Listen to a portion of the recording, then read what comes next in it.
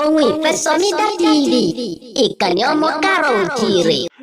Àwọn Yorùbá bọ̀ wọ́n ní gbogbo ọmọ ọba náà kọ́ ló lè dádé, gbogbo àrẹ̀mọ kọ́ náà ló lè jọba, scam lọ́ba lọ́la, gbogbo ọba lọ́la náà kọ́ ló lè dépò ọba, gbogbo ẹyin tẹ́dìẹ pa kọ́ ní dàkúkọ, ẹ wo ẹdìyẹ tó yín ẹyin mẹ́sàn-án tó pa 5 nínú rẹ̀.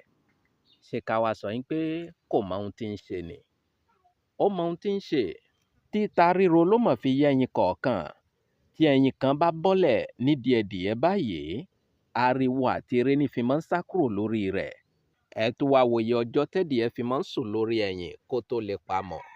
Kí ló wá dé tó fi wá pàkan fìkan lẹ̀? Òwe lọ́lọ́run bá fi ń pa fáwa ènìyàn. Bẹ́ẹ̀ ni, àdìtú ni. Ìyẹn túmọ̀ sí pé gbogbo wa náà láwálé ayé, ṣùgbọ́n gbogbo wa náà kọ́ ládélé ayé ṣeun rere. Ẹ ṣe já kọ́gbọ́n látara ẹdìyẹ, ká ayé sáré àsápajúdé, ká ayé sáré mọ́tò kọlù kẹ̀kẹ́. Kẹ́ ẹ tó máa wò ó, gbogbo ọmọ 5 tó pa yìí náà kò ṣúọ̀ fún wọn pé gbogbo wọn náà ló lè bá a dàgbà. Torí àfi kí Ọlọ́run kó gba àwọn ẹdìyẹ lọ́wọ́ àṣà ni. Àdúrà tèmi lọ́jọ́ tèmi fún gbogbo abiyamọ náà ni pé àṣà ayé ò ní gbé wa lọ́mọ lọ. Ẹ bá ń ṣàmì.